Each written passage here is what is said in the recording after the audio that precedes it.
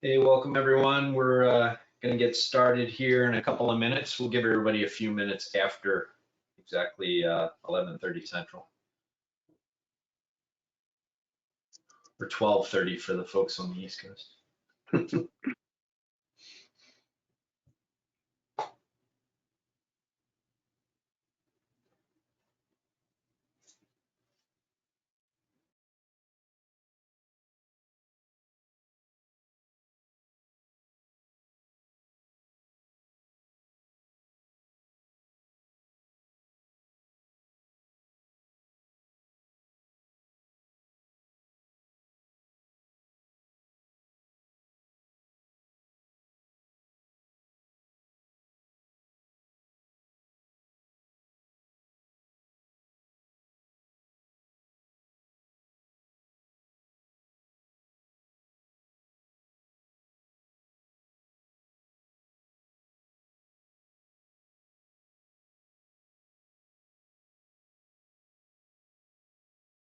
Hi, for those of you just joining, we're going to go ahead and get started in another minute or two. We'll give folks a few minutes to get out of their previous meetings and join in. Thanks for hanging on and welcome.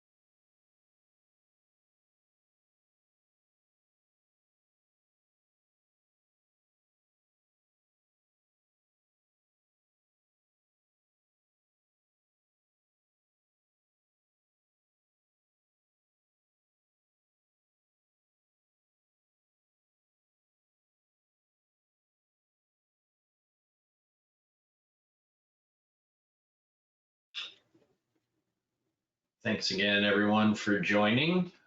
Looks like there's a handful of folks getting connected here, so we'll give it just one more minute and then we'll get started with our presentation for today. We're not expected to go the entire hour, so it'd be good to get more folks connected.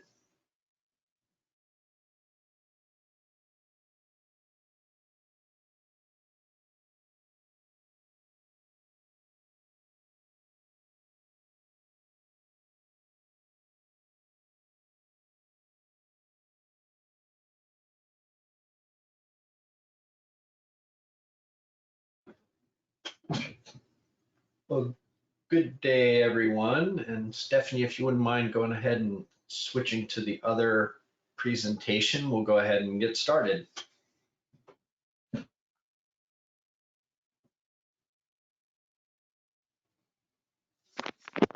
Sure, I'm switching over right now. Thanks.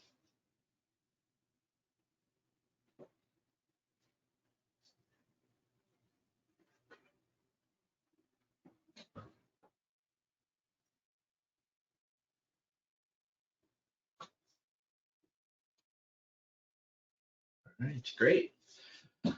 Well, thanks everyone for joining us today.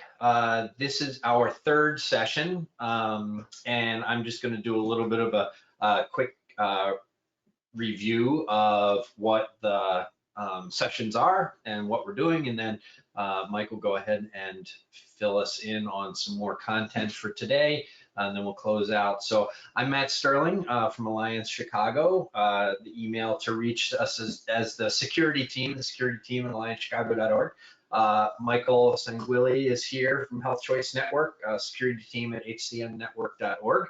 And we'll be continuing to kind of proctor things through this this cohort, so to speak, to get through this material. So next slide. Just a quick recap. Our first session was the kickoff that we did a couple of months ago. Session 2 we did just last month, and we're here in session 3. Session 1 was just a kickoff. Session 2, 3, and 4 are those initial learning collaborative sessions about the SRA tool.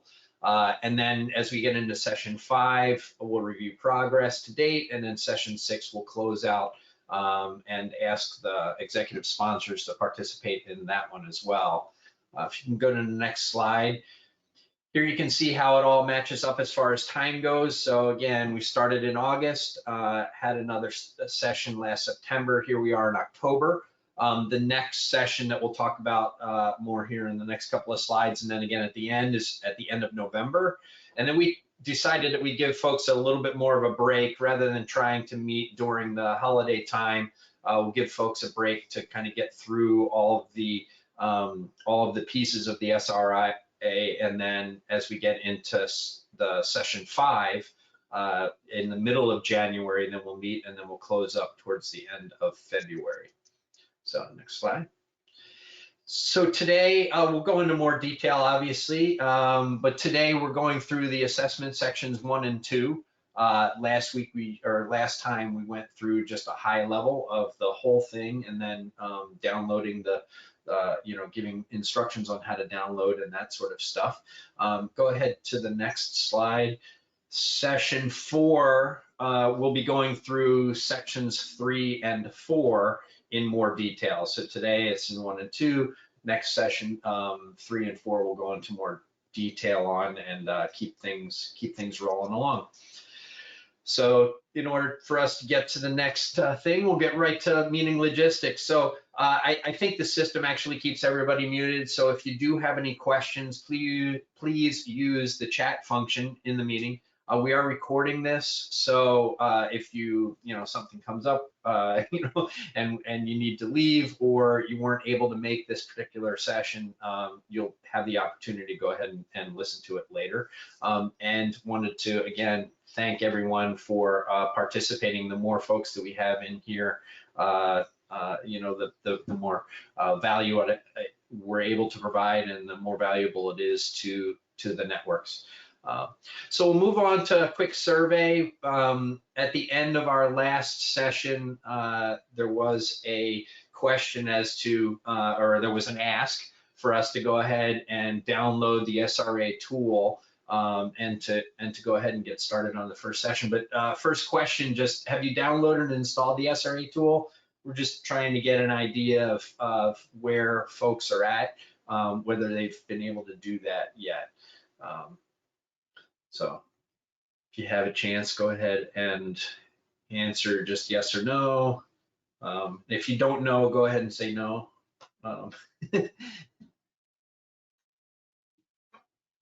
Right, so it looks like we're at about a 50% response rate. Let's give it a few more seconds.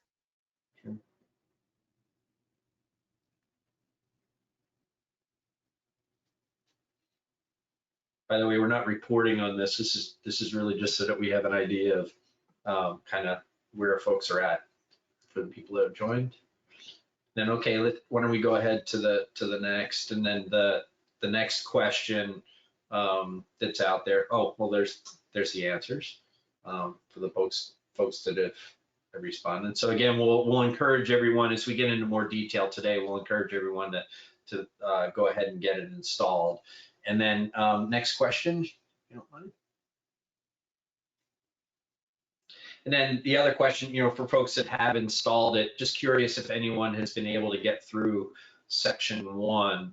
Again, we're going to go into more detail of that today, so it wasn't really expected that anyone would get completely through it, but we were just curious if there were any overachievers in the group that went ahead and got all the way through that. So we give a quick answer to that. Appreciate it. We're at about a 40% response rate. I'll give it a few more seconds. Sounds good. All right. There you go. Okay. Does look like there's a couple of folks that were able to go ahead and get through section 1. So that's good. Our overachievers in the group. And then this will be a little bit of a review today. So with that, I'll go ahead and hand it off to Michael, who will go over the objectives and materials for today. And I'll join back again towards the end. I'll still be here, but you won't hear from me until the end again. All right, thanks, and Thank off you. your way. Thank you, Matt. Welcome, everybody. Good afternoon, good morning for some. So today we're going to be going over we're going to complete the security risk assessment sections 1 and 2. This is going to cover standard practices, and it's more general things. It's going to cover action plans and just general security practices in your organizations, and just get a feel for your knowledge on security risk assessments in the past and what you've done. That's kind of what it goes over in section 1. And then section 2 is primarily about your policies, specifically your security policies, implementing and managing, and how often they're updated. Do you have them? Which ones do you have? Different topics all along the lines of security policies. So with that said, let's get started. Next slide, please. So let's jump right in. This is going to be your section 1 on your left-hand side of your pane, of your glass pane there. You'll see assessments section 1 through 7. This is going to be the first one. If you were in the attendance last time, you probably just filled out just the practice info. I saw in the poll some of you actually filled out section 1, which is great. So this will help you review and maybe give you a better understanding of that section. So dive right in. First question is, have you completed your security risk assessment before? This is up to you to answer on how you've done it. If you've used other platforms, or if you've done them manually, or your own way of performing your own security risk assessment, you can answer yes. If you've never done a security risk assessment at all within your organization, you can do no. If someone in your organization has done one in the past, you could select yes as well. There's the option of flag this question for later.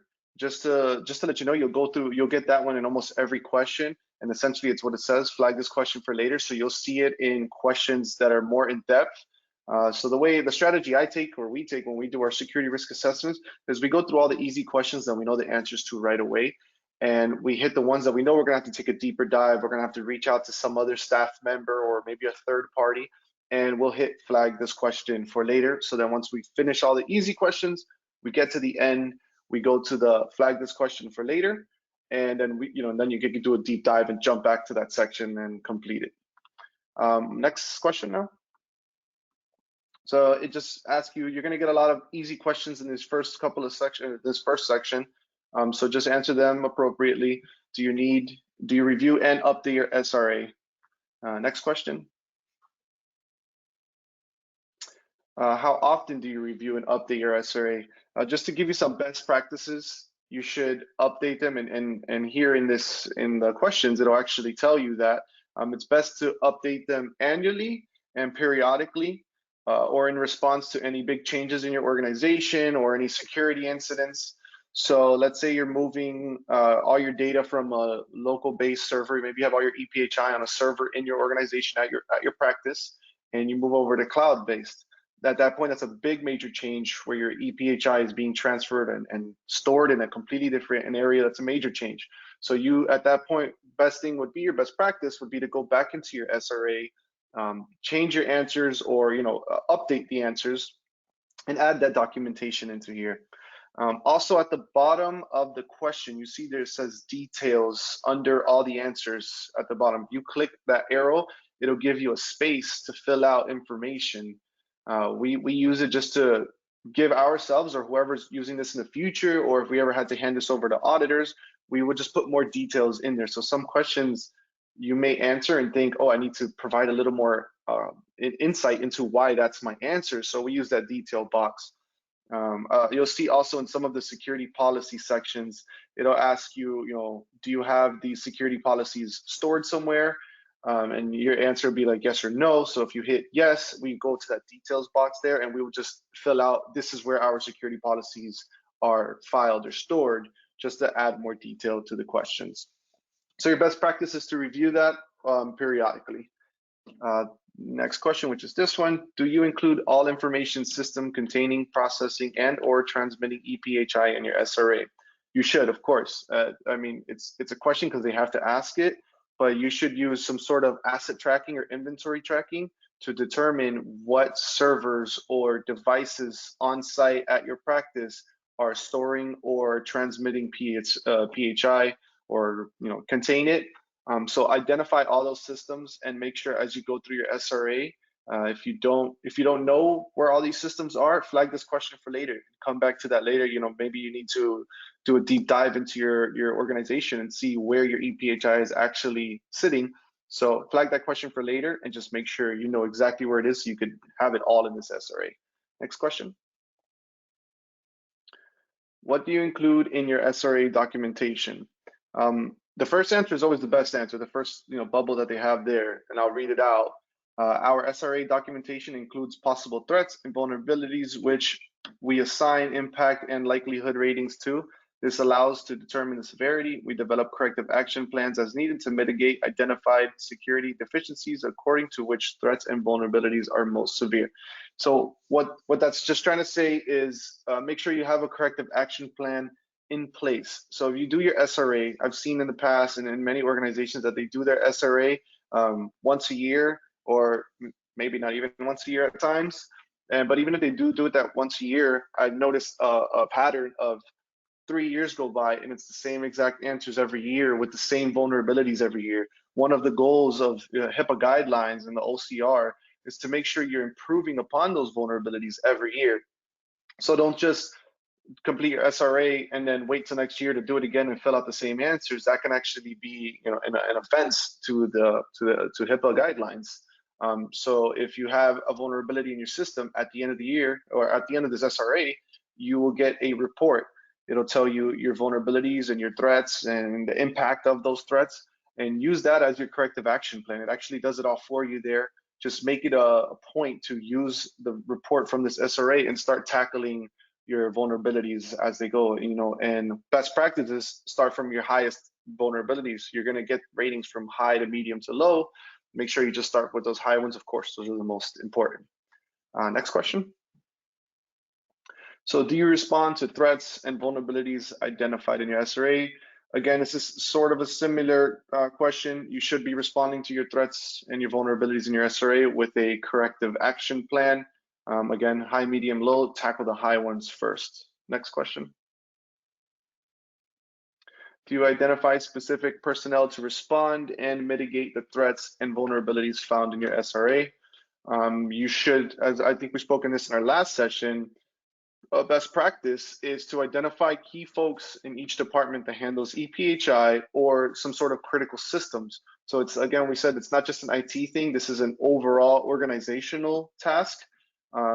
To give you insight, we include head of security in our SRA when it comes to one of the sections that we'll get to later on in the series.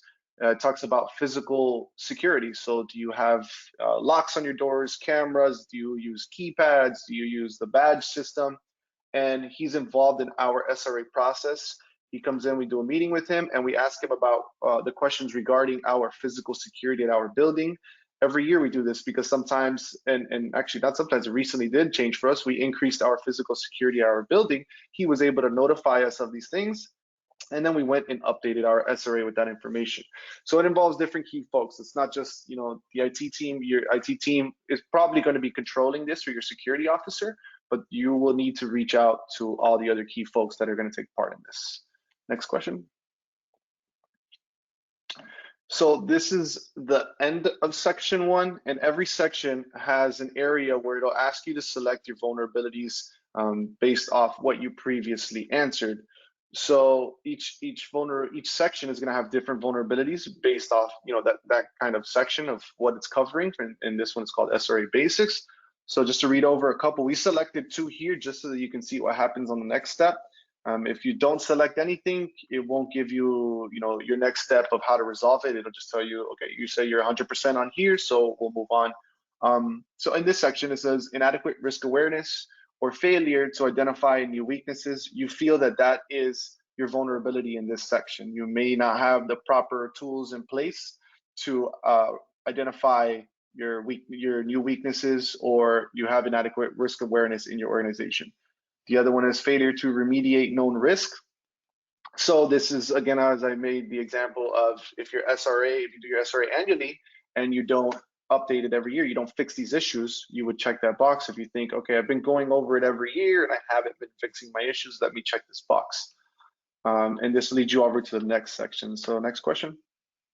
So if you do check any of those boxes in the previous slide, you will see here, it gives you an impact and threat rating, essentially. It'll go over the different sections or different comments in that section, and you can assess your likelihood of a threat and the impact that threat would have. So the likelihood area you see on the right-hand side there, that the first one we selected, the M for medium, is the likelihood that a threat occurs. So a threat could be, if you think you have a system with EPHI, an old server on site, a threat to that system would be a virus gets in there and corrupts all the data. And now impact would be, what would the impact be of that threat occurring on that server to your organization? So if it's a system with EPHI and a virus hits it and you lose all that EPHI, that impact is more than likely going to be very high. If the likelihood of a threat occurring on a server that doesn't contain any kind of big information, anything useful, and the likelihood is high, it could be high, it's an open server, and the impact on that would be low because it's not any information that you feel is very critical to your organization. So I'll let you, as you guys go through and read through some of these questions on your own, but you'll see it says non-physical threats such as data corruption or information disclosure, interruptions of system functions and business processes and or legislation or security breaches security breaches. They all each have their own categories pertaining to what you answered previously. That's how you're going to get these questions here. So just answer them as you feel, what the likelihood of that threat occurring is in your organization, and if that threat does occur, what's the impact to your organization. Next slide. So once you fill out that one, this is sort of your report now for your first section. It shows you all the questions on the left-hand side, which are areas of success. So if you answered that first bubble, that's the best answer. Then the second bubble, then the third bubble, as the second best answer, third best answer, and then the flag for questions for later. So if you did flag a question for later, it'll appear on that right-hand side that says areas for review. It'll show you what you should be doing. It'll give you your answer as you see there, and then on the section that says education, it'll tell you what you should be doing to improve that question that you answered. So in this one, we said, what do you include in your documentation? Our answer was, our SRA documentation includes possible threats and vulnerabilities, but does not include impact and likelihood ratings, severity ratings, or action plans. Now, the education, it's going to essentially tell you, you should include impact and threat level or likelihood of threats occurring in your ratings, because if you just do your SRA and you don't assign a threat or an impact, you're not going to know if you should tackle it or the importance of it. And then also in that education section, it tells you you need a corrective action plan to actually resolve these issues. So depending on your questions, or what you answer in your questions, it'll give you a whole section that you'll be able to scroll up and down to see your answers and the recommendation to those answers. So you can use that as your almost your brief report for each section, and you can go section by section to resolve the issues that it highlights here. And that's the end of section 1. Let's begin section 2. So poll quiz number 2. Can you kick off the quiz? The quiz, I just noticed these are the wrong questions there. Oh, they're on there too. So I'll read it out, and will you only use the first bubble to answer as true and the second bubble to answer as false? I noticed the questions here are just mixed up, or the answers are mixed up, but the question is correct. So we just want to know, do you have any security policies implemented in your organization? Does anybody here have security policies, already in your organization? The first bubble will be true, and the second bubble, or the first bubble will be yes, second bubble no. So I'll give you a second to go ahead and answer it. So do you have security policies already implemented in your organization? First bubble yes, second bubble no.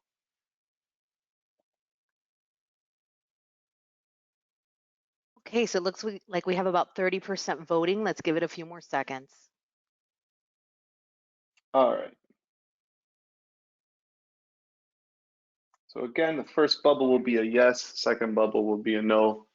And do you have security policies implemented in your organization? And actually, if you don't know, well, I think we got out of it already, but if you didn't know, we could have just used number 3 as I don't know. All right, so we got a lot of yeses, great. That's good to hear.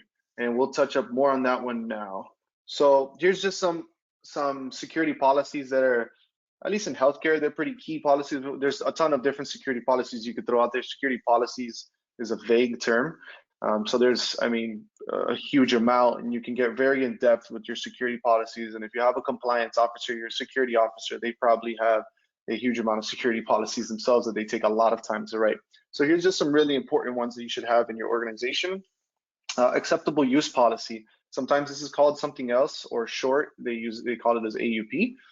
This essentially just outlines your do's and don'ts of using company equipment, internet, and software. So this will outline things of, there's certain websites you shouldn't be visiting, you shouldn't be downloading EPHI with the software, you shouldn't be using the software for personal use.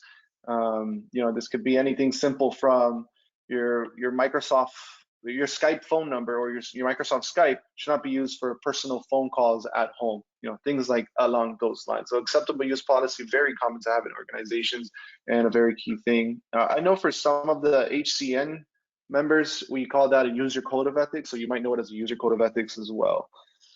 Number two, as far as security policies, incident response policy is a very big one. I wanted to make sure to mention this one. I don't see it often in organizations, and it's very important to have. We touched on this, I think, in our last webinar, but you need an incident response policy just to make sure you know how to respond to major incidents. If you ever get I think you used the example of a ransomware attack. If you got a ransomware attack, or even a physical security breach into your building where you have servers, how do you respond to it? Do you have a plan to respond to it, or is everybody just going to run around and try to find somebody to help? So this incident response policy will outline your plan to respond to these threats in your network. It will also outline the key members that are part of your incident response team. Now, this incident response policy is not something you just write up and forget about it. It's actually more like a project.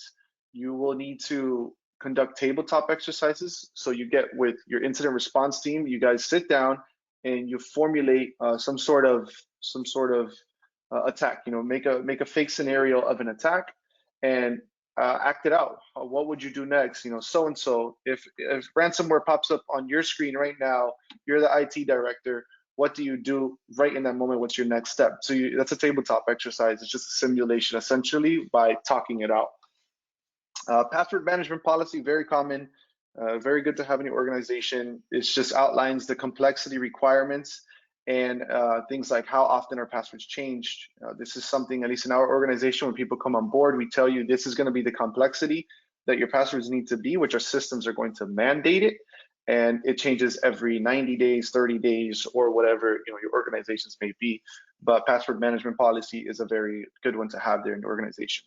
Network security policy, these are very large, and network security is very vague, so it could cover many, many topics, but it typically just outlines your network access and your security controls within the network. So it talks about if you do, you might include encryption, you might include, you use VPNs in your organization, your firewalls. It can include your email security as well inside of this network security policy. Sort of just outlines your whole network and the different security controls you have implemented on the technical side of your network. And then data retention policy. This is important if you handle EPHI or PHI in general. It just outlines how long you retain your logs, your EPHI, and your network data. This goes as far as policies as well. Do you hold them for the 6 years that's imposed federally to retain all this information on EPHI and your logs inside maybe your firewall or any sort of attacks that have occurred in your network? All of this data needs to be retained. So that's what a data retention policy would outline. So that covers our main security policies. Let's jump into the first questions of this section 2, which is covering all security policies. So question 1, do you maintain documentation of policies and procedures regarding risk assessment, risk management, and information security activities? So this one can be tough if you don't know off the top of your head, do I have all these documents? Do I have all these policies and procedures? I know this is not something that we just know right away, unless you're a compliance officer and you're writing these out all the time. You probably do know those really well. But if you're IT and you're taking charge of this task, of this project, you may have to reach out to a few individuals to make sure you have these policies and procedures in place. So this is a good question to flag for later. So you flag it for later and come back to it, speak to your different staff member, speak to your compliance officer, speak to HR and whoever needs to give you this information to find out, do you have these policies and procedures? Next question. Do you review and update your security documentation, including policies and procedures? So your policies and procedures should be updated periodically and or to changes just as you do with your SRA. So if again, just to go back to the example, if you move all your EPHI from from your local network on site on some kind of server to a cloud-based network, then you would go back and update your network security policy to outline now your new security standards that you have in the cloud or where your EPHI is being stored or any big major changes. Those are major changes. So update them periodically. I've seen a lot of organizations, I mean, I know it's time consuming, but I've seen a lot of organizations that have very outdated security policies. And it's important just to update it periodically and knock it out as it comes, and that'll keep you up to date all the time. So if you do an annual evaluation of your security policies, you'll look them over and you'll see, oh, I've already updated it because I update it every time we have a major change, and it just makes it that much easier and keeps you just that much more compliant. Next question. So how do you update your security program documentation, including policies and procedures? So a good way to update them, this is sort of a tip as well, use those tabletop exercises we talked about. You can run through your tabletop exercises and that'll help you realize some of the weaknesses you may have in these security policies and procedures. And it'll allow you to just update them as you go. You may be speaking to multiple team members in that tabletop exercise, so you'll get input from different people instead of one person and learn different weaknesses in different areas, and you'll be able to update them. And so the best answer in here is we have a periodic review of information security policies that formally evaluate their effectiveness. Policies and procedures are updated as needed. So they're talking about just reviewing policies and procedures, but you can go that step above and use that time to conduct tabletop exercises, which gives you a very deep dive into your security policies, and it'll help you really evaluate where your weaknesses are in your organization. Next slide, please. So is the security officer involved in all security policies and procedure updates? A security officer should always be involved, or maybe a compliance officer should always be involved in evaluating your security policy and procedure. You should outline who your security officer is or the compliance officer who takes that role. They should definitely be evaluating them and signing off on these.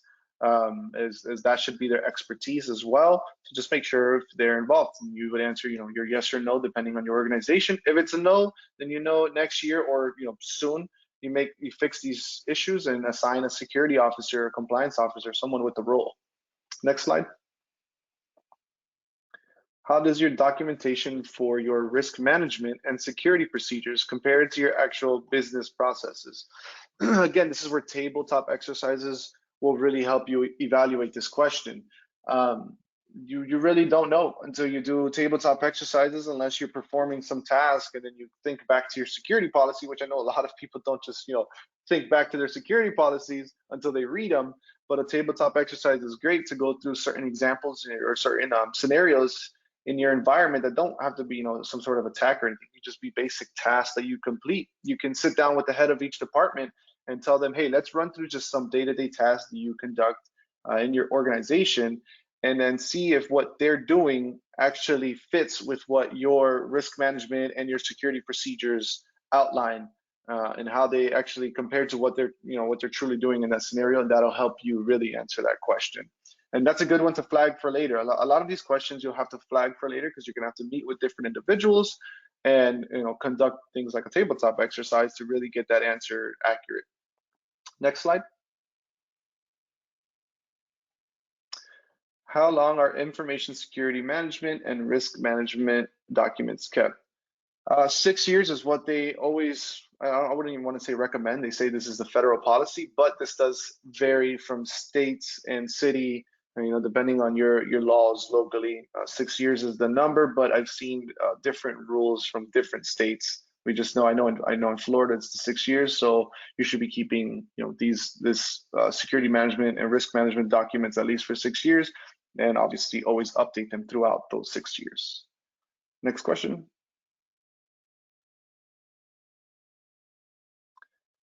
Do you make sure that information security and risk management documentation is available to those who need it? So as you do these tabletop exercises and you update these policies, a good practice is to update your policies, and when you update them, send out that notification to those key workforce members that this has been updated and let them review it. Put it on a shared drive somewhere and share it out. Some of these security and risk management documentation doesn't need to be shared out to your whole staff. This may just be key folks, individuals, maybe your executive team, specific members. So just share it out with those every time you update it, or if you update it annually, share it out to them annually, and just so that everybody's aware of the changes and on board with the same point. That'll keep you more along the lines of HIPAA guidelines. Next question. How do you ensure that security and risk management documentation is available to those who need it? So I gave the example there. Again, if you update it annually or periodically, send it out via a shared drive, let everyone access it, and they can see those live changes. If this is a policy that goes out to everyone, let's say the acceptable use policy we spoke of, that this is something everybody should view and sign off on as they get hired into your organization, use the time during your security awareness training or your privacy training to share these documents. That's the best time. You should bring it up in a slide. When we conduct our security awareness trainings and security awareness trainings for other organizations, we've actually asked them, hey, if you have an acceptable use policy or security policies that your staff or new members sign off on or update annually, give it to us. We put it in your slide, and we will talk about it so we can let your staff know, hey, this is the acceptable use policy. Don't forget about it. We're going to send an email out to everybody after this presentation, and let them go in there to review the acceptable use policy, or maybe even have them sign that acceptable use policy again. It's up to you, and depending how you handle this within your organization. But definitely use your security awareness or your privacy training as a time to share this information. Next slide. So at the end of section 2, we're going to select the vulnerabilities again that apply to your practice below. If you feel any of these vulnerabilities apply to your practice, like failure to update policies and procedures, you can check it off. Failure to share security procedure information with appropriate parties, you can check it off. Inconsistent, unclear risk management documentation, no risk management documentation, or low retention of documentation. Now check off whichever is appropriate to your organization. I know sometimes you may read something and not be sure, or you feel bad selecting something. You feel like maybe you're not doing the right job at that time, but just be honest. You select it and use that report that we're going to get at the end, or even the report you get at the end of each section, to go over. So for those of you that have completed it now, maybe you use this whole next month, which is what we're recommending. Every time we go over these sections, I know you may not be able to complete these sections live as we're talking, which is educating on different topics, but complete these sections, and then you have a whole month till our next session, and use that whole month to try to gather this information. A month should be plenty of time to gather this information and properly complete each section. So we definitely recommend that. And I think that's the end of section 2. I know we're not doing section 3. The next sessions are going to be section 3. So here's just, again, this is your report. Because we didn't select anything for the end of that section or anything bad in that section, it gave us our areas of success are obviously 100% because we just selected the best possible answer for each one. But if you selected anything that may have not been the best possible answer, it'll put it again in your areas for review. And that's where you would use this next entire month to review your sections and get that answer filled out before we get back. And I am going to pass it on to Matt now. That's going to be the end of our sections 1 and 2. He'll cover over what we're going to be doing in the next ones. We like to keep it nice and short so that you can get the information you need for those 2 sections. I know this is a daunting task, so we're just covering maybe just 2 sections, and you should have enough time from now to the next month to be able to properly complete those 2 sections all the way. All right, thank you, everybody. Yeah, and hopefully next time when we meet, which if you could go to the next slide, that'll be on November the 30th. Mike will be talking about sections 3 and 4 in more detail, just like we went through sections 1 and 2. So we'll be asking again next session whether or not you had a chance to go ahead and complete sections 1 and 2. To Michael's point, if we can go ahead and move forward all together on this and get through 1 and 2, and then that'll allow us to move on to the next ones and keep on cruising through and make progress, so that the hope here is by the end, as we get into January, that we'll be all the way through all of the sections. Next slide, if you don't mind. I think it's the last slide. Just again, a reminder, if you have any questions or there's any specific things that you think we could help with, please don't hesitate to reach out to us via these email addresses, and we'll be able to work with you on if you need any specific time from us. If they're short questions, great. If they're long questions, just as good.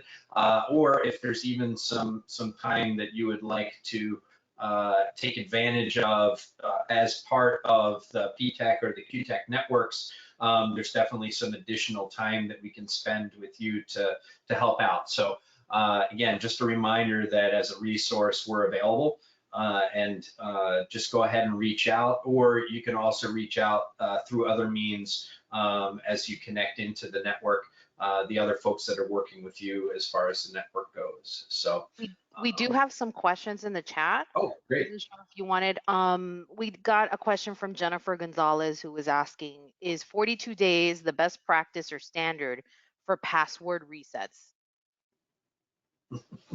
So, I mean, it's always an opinionated or debated subject. 42 days is very specific. I mean, 42 days is good. I would say that. There's people that will go anywhere from 30 to 90 days. So every organization is different. It's just definitely have password resets, but 30 to 90 days would be, your go-to. Yeah, for purposes of this, I would just say, it's important to have a policy and to follow that policy. As was mentioned, it's becoming a little bit more up for debate in that if you use a password manager and you use more complex passwords, then there's a strain of thought that that's a lot better than changing the password on a more frequent basis. And then, of course, there's a move to get away from passwordless or multi-factor authentication, which is another layer onto that. So the specific answer to your question is that's a great amount of time, and if that's your policy, then you just want to make sure that you continue to follow that. And if those passwords are for something very critical, I would even strongly, or even more importantly, enable two-factor authentication for that. If it's a critical device or something very important to you, or anything in general, just make sure you got two-factor authentication enabled as well. Okay, and I did get some questions in the chat about making slides for the webinar available. We do make these available within 24 hours of the session occurring. The email address that you did use to register for this webinar is where we send the meeting materials, slides, and recording to share with others. So be on the lookout for that. And that's it. That's all I have on the chat right now. Once again, thanks everyone for participating. Next session again is just next month. I think everyone is already pre-signed up for that if you've signed up for the whole sessions, and you'll receive an email with more detailed info on the login a couple of days before, just as you did for this one. So if you haven't already blocked out the dates and times on your calendar, just go ahead and do that, and then that way we'll all be able to get back again together here at the end of November. Thank you, everybody. Thanks.